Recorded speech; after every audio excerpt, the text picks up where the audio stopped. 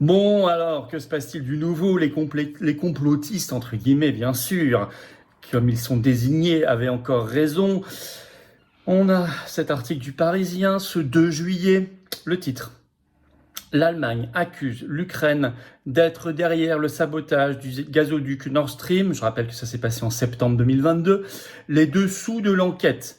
L'Allemagne évoque même le fait d'être victime maintenant d'un crime de guerre, au sens du droit international, et elle accuse les autorités ukrainiennes, l'État ukrainien. On n'est plus simplement sur une petite équipée. On va lire un bout de cet article du Parisien.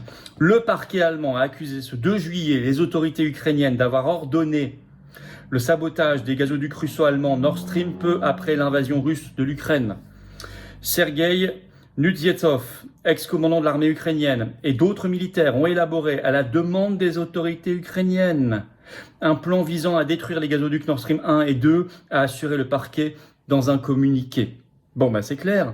Je rappelle la chronologie des accusations dans le débat public, dans le commentaire public des grands médias. On nous a dit c'est la Russie. Ça, c'était les premières semaines, les premiers mois après la survenue des faits, après septembre 2022. C'est la Russie. Ensuite, on nous a dit c'est un groupe d'hommes ukrainiens dans un petit bateau en carton, mais attention, c'est vraiment des folkloriques. Rien à voir, Zelensky n'était pas au courant. Par exemple, cet article de France Info qui est toujours en ligne, qui datait du 13 novembre 2023. Zelensky n'aurait jamais été au courant de cette opération. 3, on y arrive. On nous dit maintenant, c'est l'Ukraine de Zelensky. Ce sont les autorités officielles, c'est un crime de guerre. Il reste une étape. Il faudra dire maintenant, il y a eu les complicités de l'OTAN, bien sûr, avec l'Ukraine. Et on retombera sur ce qu'avait dit très vite, au bout de quelques mois, le grand journaliste d'investigation américain Seymour Hersh, qui avait dit c'est une opération OTAN avec l'Ukraine, bien sûr, mais aussi au Royaume-Uni, Pologne, etc. Mais là, ça, c'est la prochaine étape. En tout cas, Zelensky, là, déjà, est mouillé jusqu'au cou. On va lire un deuxième extrait de l'article du Parisien. Selon les enquêtes de plusieurs médias, Roman Chervinsky, officier des services de renseignement ukrainiens, aurait coordonné l'attaque. Celle-ci aurait même été approuvée par le chef d'état-major des armées, alors en poste, Valéry Salouchny, allégation qu'il a publiquement niée. Bon, donc là, on est au niveau le plus élevé, donc on est au niveau évidemment gouvernemental, ce que dit d'ailleurs la justice allemande. L'AFP, dans sa dépêche sur le sujet ce 2 juillet, évoque, je cite, des preuves accablantes contre le régime ukrainien. Et alors Zelensky, je rappelle qu'en 2024, il disait encore que c'était, je cite, un non-sens absolu. Je l'ai dit, prochaine et dernière étape, il ne manque plus qu'à reconnaître officiellement l'implication de certaines puissances de l'OTAN. Ça viendra. En tout cas, ça a un impact énorme, ce qui vient de se passer dans le débat public et politique allemand. L'AfD a eu une position extrêmement claire et immédiate. Vous avez, je vais citer ainsi, il y a un coprésident de l'AfD, c'est qu'il y a Alice Weidel, mais il y a des coprésidents, par exemple Tino Chrupala, qui a déclaré que la preuve est déjà suffisante pour arrêter toute aide militaire à l'Ukraine. Donc il demande l'arrêt total de l'aide militaire à l'Ukraine. L'AfD qualifie cette attaque d'attentat contre l'artère vitale de l'industrie allemande. Ils exigent une enquête complète, y compris sur les responsables militaires et du renseignement ukrainien, des réparations de la part de l'Ukraine, financières, et l'arrêt du soutien inconditionnel du gouvernement allemand à Kiev. Ils parlent de milliards d'euros gaspillés et ils poussent pour un comité d'enquête parlementaire, en plus de l'enquête judiciaire, sur Nord Stream. Alice Weidel a réclamé des compensations financières à l'Ukraine.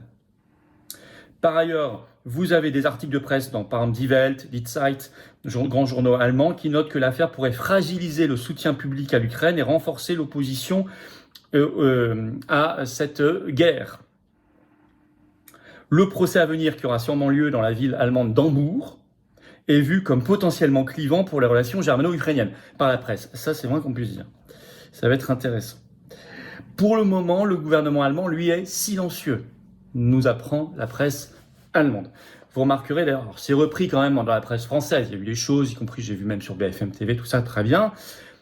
Sauf qu'ils ne creusent pas beaucoup. Ils ne vous parlent pas d'ailleurs de ces réactions très importantes dans le débat public et politique allemand. Mais la France est visée. Et Macron est coincé. Pourquoi la France? D'abord, la France aussi est victime de crimes de guerre. Pourquoi? Mais parce que le Nord Stream était aussi une infrastructure française.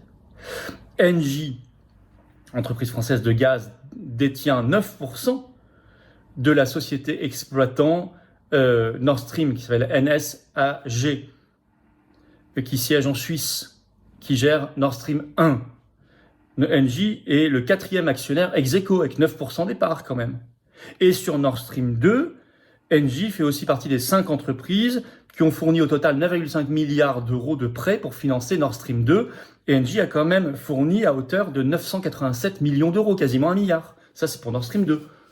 Donc, actionnaire, 4e actionnaire ex aequo à 9% dans Nord Stream 1, a financé quasiment pour 1 milliard Nord Stream 2. Il y a des intérêts français très impliqués là-dedans. Donc nous aussi, on est parfaitement victime de ce crime de guerre, comme dit la justice allemande, au sens du droit international. Macron est coincé. D'abord parce que le débat public qui monte, le rejet de ce soutien inconditionnel à l'Ukraine qui monte en Allemagne, il va forcément... Déjà en France, le soutien à l'Ukraine est beaucoup plus faible qu'il y a 1 an, 2 ans, 3 ans, on le sait, il y a eu des enquêtes là-dessus. Mais on a fait un gros travail de résistance au bénéfice de la paix et du désengagement militaire et financier de la France. Mais la vague allemande va aussi, en plus, déferler en France, forcément. Bon. Ensuite, ça tombe mal parce qu'il y a 2 actualités très problématiques. D'abord, le 25 juin, le premier versement sur le montant des 90 milliards de l'Union européenne pour l'Ukraine a été décaissé. Pour la France, sur les 90 milliards, c'est 17 milliards. Or, on a fait le premier versement le 25 juin. Pour la France, on a versé 600 millions le 25 juin.